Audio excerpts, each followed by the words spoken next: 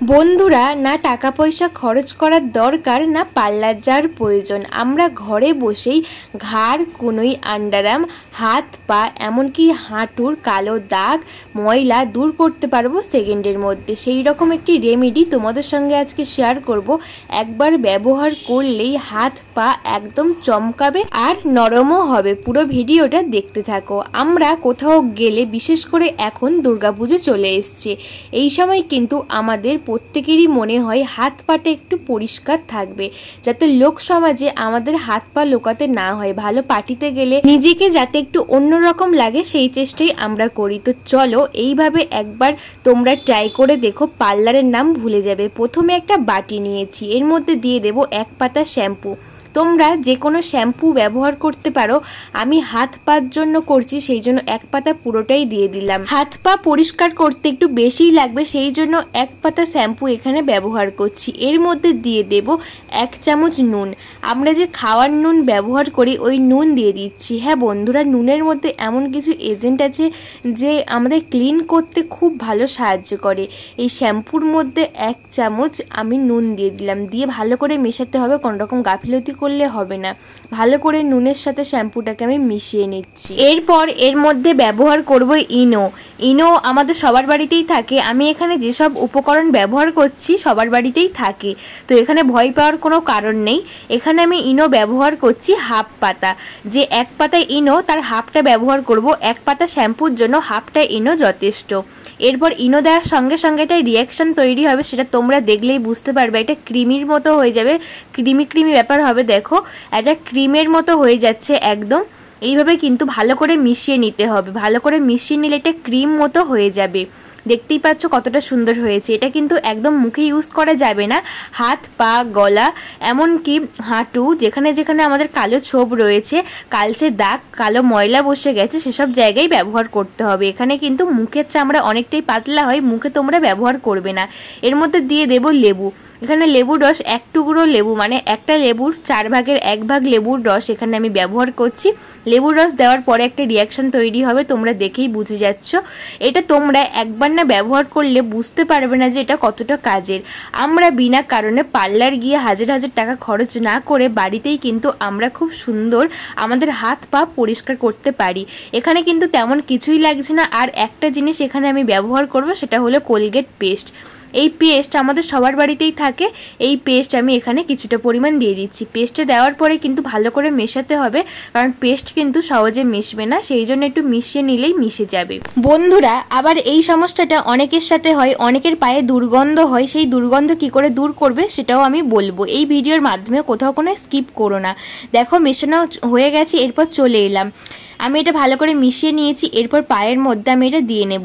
এটা কিন্তু রাখলে হবে না, যখনই এটা করবে তখনই কিন্তু এটা ব্যবহার করতে হবে। যে এটা মিশিয়ে রেখে দিলাম তারপর ব্যবহার করব, তেমন কোনো ব্যাপার না।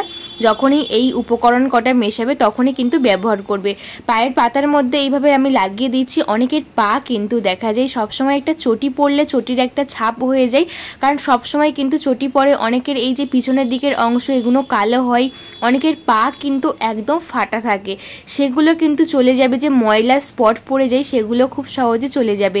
অনেকে একই জুতো সবসময় পরে অফিস যায় বা কাজবাজ করে, সেই জন্য দেখা যায় পায়ের পাতা কিন্তু একদম একটা হাওয়াই চটি হয়, যেমন সেই রকম একটা স্পট পড়ে যায়। সেই দাগ কিন্তু খুব সহজে উঠে যাবে। তো ভালো করে লাগিয়ে নিয়েছি। এরপর আমি হাতে লাগিয়ে নেব।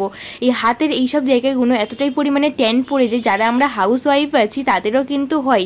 সবসময় রান্নাবান্না করতে করতেও কিন্তু ট্যান পড়ে। এটাকে লাগিয়ে 5 থেকে 10 মিনিট রেখে দেবো। শুধু রাখবো কেন, সেই জন্য নিয়েছি কোলগেট। এখানে আমি নোকের মধ্যে কোলগেট পেস্ট লাগিয়ে নিয়েছি, তাহলে নখগুলোও কিন্তু একটু সাদা ধবধবে হয়ে যাবে।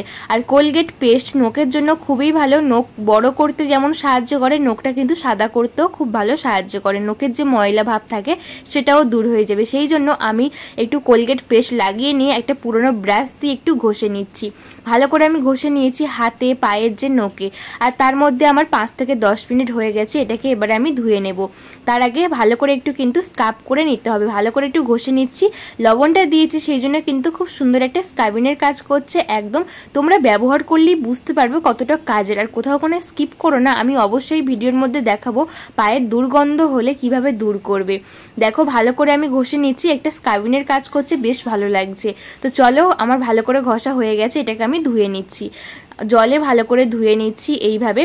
আর একদম কিন্তু পরিষ্কার হয়ে গেছে, পায়ের যে কালো ভাব সেটা কিন্তু চলে যাবে। তোমরা মাসে একবার অন্তত সপ্তাহে একবার করে দেখো, দেখবে যে ঘাড়, আন্ডারআর্ম, কোনোই, হাতে, পায়ে যে কালো স্পটটা একদম চলে যাবে। সামনে পুজো আসছে, তোমরা এটা অন্তত 15 দিন ছাড়া একবার করে দেখো। দেখো আমি জল দিয়ে ধুয়ে মুছে নিচ্ছি, একদম কিন্তু পরিষ্কার হয়ে গেছে। আগে কেমন ছিল তোমরা অবশ্যই দেখেছো, আর এখন কিন্তু একদম সাদা ধবধবে হয়ে গেছে। চলো এবার তোমাদের বলি, আমাদের অনেকেই আছে অফিসে যাই সবসময় জুতো পরতে হয়, মোজা পরতে হয়, তো সেই জন্য পায়ে একটা বাজে গন্ধের সৃষ্টি হয়। অনেকে কাজবাজের জন্য কিন্তু এই গন্ধটা হয় পায়ে সবসময় জুতো পরলে। আমাদের যে ব্যবহার করা চা পাতা, সকালে যে চা করেছিলাম এই চা পাতা তো আমরা প্রত্যেকেই ফেলে দিই, ফেলে না দিয়ে কিন্তু আমরা যদি পায়ে একটু ব্যবহার করি, চা পাতার যে একটা স্ট্রং গন্ধ থাকে সেই জন্য আমাদের পাটা যেমন পরিষ্কার করবে, সেই সঙ্গে কিন্তু আমাদের পায়ে যে বাজে দুর্গন্ধ খুব সহজেই চলে যাবে। কারণ আমরা কিন্তু অনেক ফেস প্যাকে কফি ইউজ করি, কফি যেমন ট্যান তুলতে খুব ভালো সাহায্য করে, আর চা পাতাও কিন্তু ট্যান তুলতেও খুব ভালো সাহায্য করে। তার সঙ্গে কিন্তু এই ব্যবহার করা চা পাতা ব্যবহার করলে দেখবে পায়ের একটা বাজে দুর্গন্ধ খুব সহজেই চলে যাবে। দেখো চা পাতাটাকে লাগিয়ে ভালো করে ঘষে নিয়েছি, এরপর জলের মধ্যে পরিষ্কার জলে আমি হাতটাকে ধুয়ে দেখিয়ে দিচ্ছি। দেখো আরও কিন্তু একটা গ্ল্যামার ভাব চলে এসছে হাতের মধ্যে। এই চা পাতা দেওয়ার পরেই দেখতেই পাচ্ছ আরও কিন্তু আমার হাত পাটা পরিষ্কার পরিচ্ছন্ন লাগছে। প্রথমে তো পরিষ্কার হয়েছে, যত কালো ভাব ছিল উঠে গেছে, এরপরে চা পাতা দেওয়ার পরে কিন্তু একদম সাদা ধবধবে হয়ে গেছে। আমরা প্রত্যেকেই সুন্দর হাত পা পছন্দ করি, কারণ আমরা একটু অনুষ্ঠান বাড়ি গেলে মনে হয় হাত পা একটু পরিষ্কার থাকলে লোক সমাজে আমাদের ভালো লাগবে। সবার থেকে আলাদাভাবে আমরা একটু সাজতে পছন্দ করি, যাতে সবার থেকে একটু আমাদের একটু ভালো লাগে দেখতে। এইভাবে কিন্তু ঘরে বসেই আমরা ঘরোয়া ইনগ্রিডিয়েন্টস ব্যবহার করে আমাদের হাত পা কিন্তু পরিষ্কার পরিচ্ছন্ন করতে পারি। এরপর যদি মনে হয় হাত পাটা অনেকের আছে উস্কো শুষ্কো, তারা কিন্তু অবশ্যই পছন্দ মতো কোনো ক্রিম মাখতে পারো অথবা নারকেল তেল হাতে পায়ে দিতে পারো, তাহলে একদম নরম হবে। আমার দেওয়ার প্রয়োজন নেই, কারণ আমার হাত পা অতটা উস্কো শুষ্কো নয়, সেই জন্য আমি নেল পলিশ পরে নিচ্ছি। আমরা হাত পা পরিষ্কার করার পরে একটা পছন্দের গয়নাগাটি পরি, নেল পলিশ পরি, তাহলে কিন্তু দেখতে আরও সুন্দর লাগে। নর্মাল আমরা সাজলে যতটা ভালো লাগে, আমরা যদি একটু পরিষ্কার করে ট্যানটাকে রিমুভ করে যদি আমরা নেল পলিশ পরি, সাজি গুজি হাতে পায়ে গয়নাগাটি পরি, তাহলে কিন্তু আরও সুন্দর লাগে। দেখো আমার পায়ের মধ্যে আমি নেল পলিশ পরে নিচ্ছি, আর দেখতে সুন্দর লাগছে। প্রথমে কিন্তু একদম কালো হয়ে গেছিলো, ট্যান পড়ে গেছিলো, সেই ট্যান রিমুভ হয়েছে। তোমাদের কুনুতে, গলাতে, ঘাড়ে, আন্ডারআর্মে যেখানে যেখানে কালো স্পট রয়েছে একবার ব্যবহার করে দেখো, রেজাল্ট তোমরাই পেয়ে আমাকে কমেন্ট করে জানাবে যে কতটা উপকারী। বন্ধুরা আজকের আমার এই ভিডিও তোমাদের কেমন লাগলো কমেন্ট করে জানিও। তোমাদের একটা কমেন্ট আমাকে আরও বেশি মোটিভেট করে নতুন নতুন ভিডিও দেওয়ার জন্য।